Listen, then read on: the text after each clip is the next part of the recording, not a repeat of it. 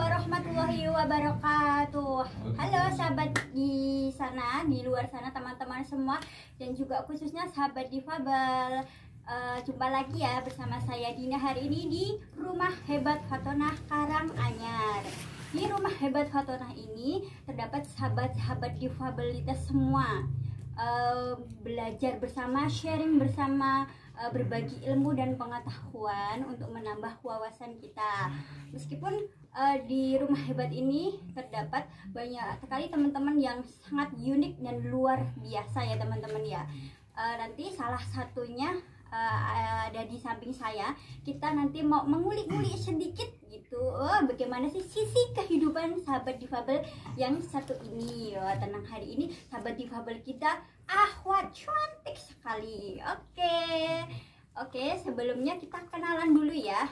Tapi sebelumnya di masa pandemi ini di Rumah Hebat Fatonah ini juga menerapkan protokol kesehatan 3M. Pertama, memakai masker, kedua, mencuci tangan, juga ketiga, menjaga jarak. Oke, jangan lupa yang di luar sana sahabat-sahabat semua juga menerapkannya ya. Oke, kita mulai hari ini. Kita perkenalan dulu sama sahabat difabel kita yang satu ini. Halo adik, manggilnya adik atau mbak ya? Adik aja mbak. Oh adik, ya? Iya. Oh adik ya, berarti saya tua ya? Enggak, saya masih muda, masih imut-imut tuh gitu. Oke, bisa kenalan dulu dong, kira-kira namanya siapa nih? Halo semua, nama saya Umi Nur Khalifah. Oh, namanya Dek Umi Nur Khalifah, atau teman-temannya di luar sana bisa kenalan nanti ya, namanya Umi gitu, nama panjangnya ibu dalam bahasa Arabnya ya. Oke, subhanallah. Oke, Dek Umi, sekarang jenjang pendidikannya? Sekarang saya menempuh kuliah di UNS, jurusan pendidikan luar biasa. Iya, oke. Sekarang Dek Umi ini sudah jenjang pendidikan sebagai mahasiswi di salah satu universitas dengan jurusan Pendidikan luar biasa. Pendidikan luar biasa. Oke teman-teman. Nah, berarti dari kita ambil dulu ya. Walaupun kita ini memiliki keterbatasan, tapi kita juga harus punya mimpi yang tinggi. Buktinya di Umi aja bisa ya kuliah. Apalagi teman-teman yang di sana juga harus punya semangat juang. Oke, di Umi sudah lama di Rumah Hebat Fatonah ini? Iya, udah lama banget. Sudah lama banget. Sejak tahun berapa? 2009. Oh, sejak tahun 2009. Berarti dulu masih kecil ya? Dia masih unyu-unyu banget. Unyu gitu ya, masih imut-imut. Ya. Wow, masih kalau makan masih belepotan-belepotan Iya, gitu. masih kalisan. Oke, berarti masih SD dulu? Iya, SD. Oke. Selain di Rumah Hebat Fatonah ini, di Umi juga menempuh pendidikan kan dulu mesti iya. Dari pendidikan formal kan? Iya. Bisa itu cerita dari mulai mungkin taman kanak-kanaknya sampai sekarang kuliahnya gitu di mana? Dulu taman kanak-kanaknya cuma setahun di SLB Negeri Karanganyar. Terus SD-nya juga di situ sampai kelas 6 kan. Terus SMP pindah di SLB AYKAB Surakarta, tapi cuma kelas 7. Dan kelas 8 alhamdulillah saya bisa diinklusi di SMP Modern Islamic School Surakarta sampai kelas 3 SMP. Terus di SMA-nya saya di SMA Muhammadiyah 5 Jaten Karanganyar, dan sekarang kuliah. Oh, oke, begitu ya. Itu ya tadi ya teman-teman ya, dari berarti menempuh jenjang pendidikan sama seperti teman-teman juga, dari mulai taman pendidikan anak-anak di mana masa-masanya bermain dan belajar sambil bernyanyi-nyanyi riang, sampai SD, SMP, juga SMA, sampai sekarang alhamdulillah sudah menjadi mahasiswi. Mungkin Dek Umi bisa cerita ya, sebelum nanti kita membahas yang di Rumah Hebatnya, kira-kira waktu di sekolah dulu adakah mungkin pengalaman yang membuat hati di Umi terenyuh atau miris lah gitu? Ada nggak? Di sekolah kalau miris sih bisa dari mungkin dari TK-nya atau SD-nya, atau biasa-biasa saja kah atau gimana? ya seneng sih mbak, soalnya banyak teman-teman juga, terutama kan kalau di inklusinya ya, di SMP-nya kan udah mulai inklusi.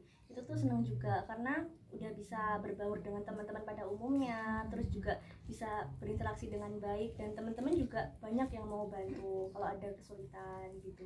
Jadi walaupun sebagai difabel tapi bisa tetap bergaul dengan teman-teman yang non difabel. gitu. Berarti mereka bisa menerima ya kehadiran di UMI di lembaga tersebut kayak gitu kan? Iya, alhamdulillah mereka punya penerimaan yang baik. Oke, terus tadi kan di UMI bilang dari pertama SMP sih, sekolah menengah pertamanya kan di SLB kan sampai kelas 7. Cuma kelas 7 ya. Terus akhirnya pindah ke SMP inklusi gitu lah. Itu kira-kira kenapa kok dari SLB itu terus jadi pindah ke inklusi? Adakah mungkin faktornya? Dulu sih karena katanya di SLB itu kayak pembelajarannya nanti nggak akan sama kayak pembelajaran reguler, jadi siswa-siswa yang mungkin masih punya kemampuan yang sama seperti siswa pada umumnya harus pindah ke sekolah inklusi gitu. Jadi saya juga termasuk ya alhamdulillah mendapatkan kesempatan untuk menempuh pendidikan inklusi tersebut. Oke gitu, jadi alhamdulillah bisa itu ya. Berarti pembelajarannya lebih maksimal kali gitu kayak di inklusi ya? Iya benar, lebih maksimal, terus sama juga seperti siswa pada umumnya. Terus untuk itu apa, mungkin kan kita nggak di UMI aja ya teman-teman, saya juga termasuk difabel juga, saya juga albino, juga low vision kayak gitu ya. Tapi enggak netra sepenuhnya. Itu kan seperti orang-orang biasa atau kita itu kan tidak bisa disamakan sebenarnya. Sebenarnya juga disamakan bisa dalam hal pengetahuan itu harusnya sama, atau pelayanan itu sama, tapi mungkin ada orang yang berpendapat beda kayak gitu.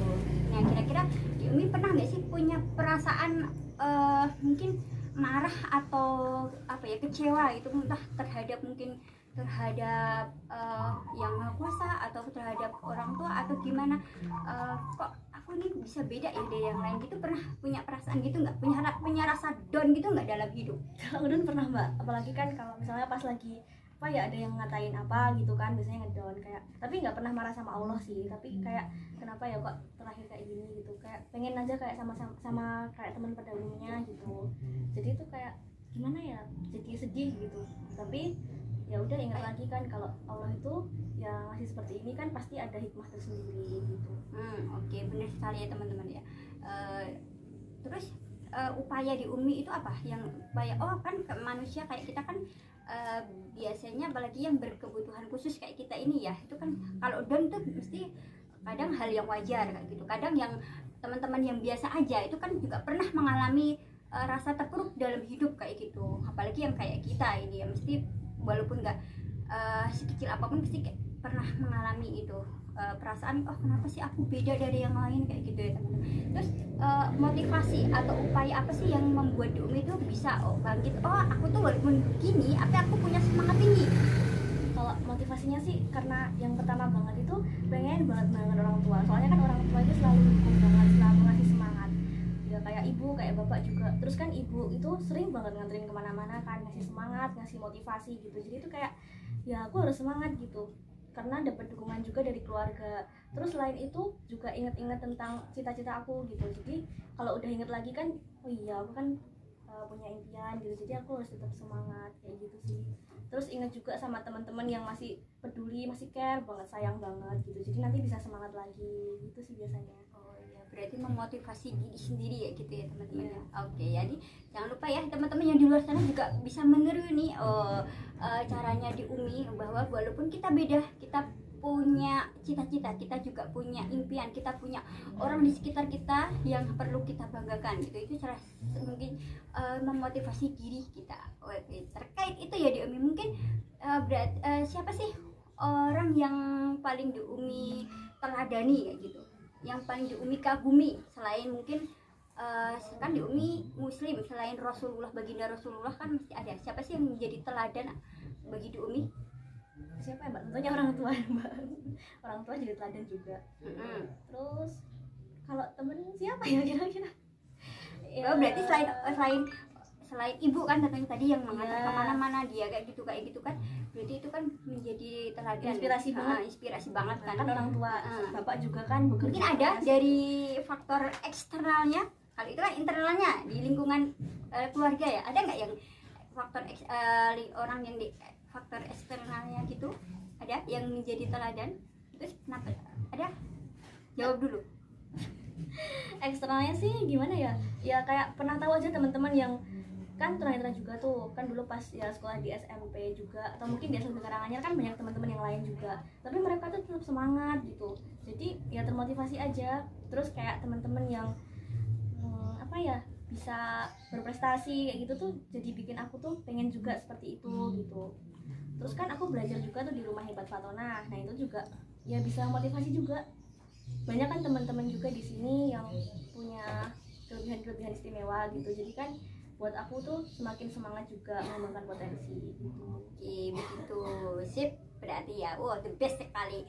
Terus mungkin kira-kira ada nggak sih biasanya orang atau siapa yang membuat di Umi iri, tapi irinya dalam ke hal positif ya, nggak ke hal yang negatif. Irinya misalnya kalau misalnya saya mungkin, oh saya tuh iri sekali sama teman saya yang walaupun dia difabel ataupun dia nggak difabel, itu bisa meraih cita-cita menjadi misalnya seorang perawat atau seorang dokter. Nah gitu, itu kalau aku ya. Kalau di Umi mungkin ada nggak seseorang yang membuat di Umi itu irinya ke hal yang positif tentunya? Ada mbak, ada.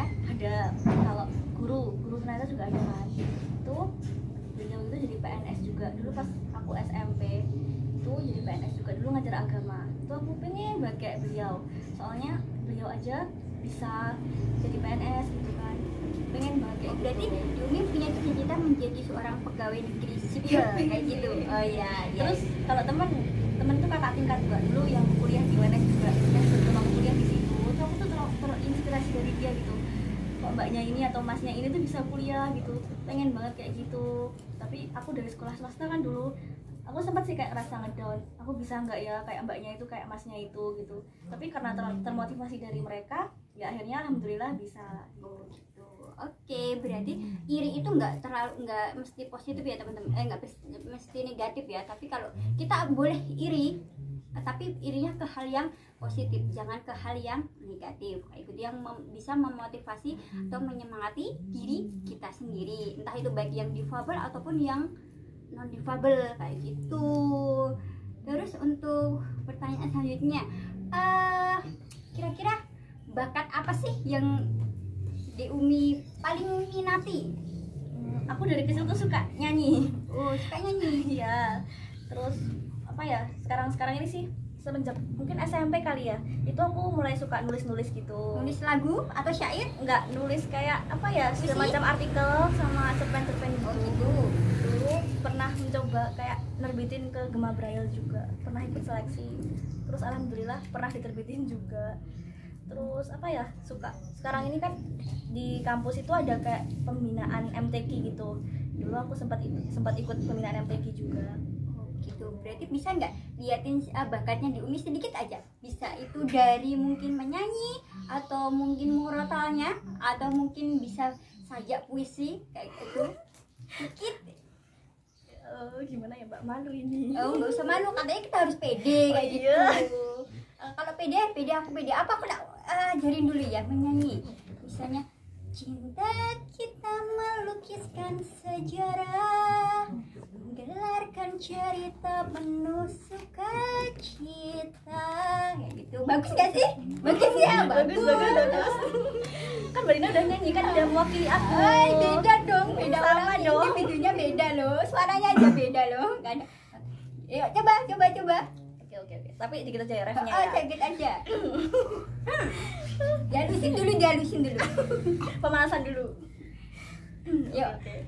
1, 2, 3. Dan bila aku berdiri tegar sampai hari ini, bukan karena kuat dan hebatku, semua karena cinta, semua karena cinta. Tak mampu diriku dapat berdiri tegar. Terima kasih cinta. Oke. Oh, suaranya merdu sekali ya. Terima kasih cinta, buat cinta yang diberikan semuanya kepada di Umi, baik itu orang tua, teman, kayak gitu ya. Terima kasih, itu persembahannya untuk kalian semua kayak gitu. Terus apalagi ya, satu lagi deh, ada mungkin di rumah hebat Fatoyahnya kan di Umi sudah belajar kan dari SD sampai sekarang, dari ibaratnya masih kecil ya, masih sekolah dasar kan. Kira-kira ada nggak sih pengalaman menarik di salah satu kegiatan aja di rumah hebat Fatonah yang membuat di Umi itu pokoknya membuat menjadi inspirasi sampai sekarang atau sampai besok-besok juga? Pengalaman menarik ada sih Mbak. Apa? Mungkin memasak jatuhnya nggak ke wajan atau ke tenda. Ya masak juga kan, aku tuh takut sama kompor, jadi ya karena kayak takut gitu kan, panas gitu kan. Terus ya jadi pas ngidupin kompor tuh ada suara kayak gimana ya, gitu iya, ya, gitu. Itu kayak jadi takut kayak gitu. mau diselentek gitu, gitu ya. Terus ya udah itu kayak menarik aja sih Begitu. terus kan jadi ya mau nggak mau harus tetap nyoba kan, harus berani, dipaksa untuk berani gitu. Oh iya, harus berani. Oke ya. Sekarang sudah bisa nyeklekin kompor sendiri? Udah apalagi lagi Oke. Oke, begitu ya. Sementara cukup dulu ya. Terima kasih di Umi untuk sharing-sharingnya. Besok bisa dilanjut dengan pengalaman-pengalaman yang lainnya ya. Soalnya kan sisi kehidupan setiap manusia itu kan banyak ya teman-teman. Kita cuma mengambil sedikit aja.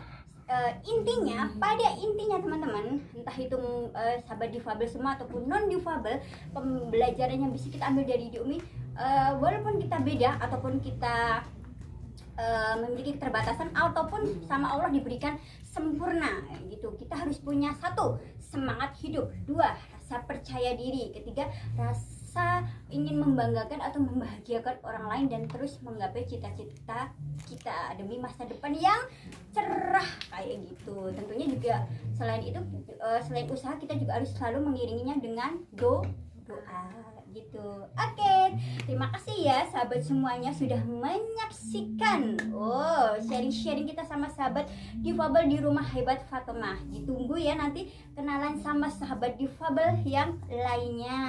Oke, terima kasih. Jangan lupa ya di like dan di subscribe. Yes. Oke, terima kasih. Wassalamualaikum warahmatullahi wabarakatuh. See you.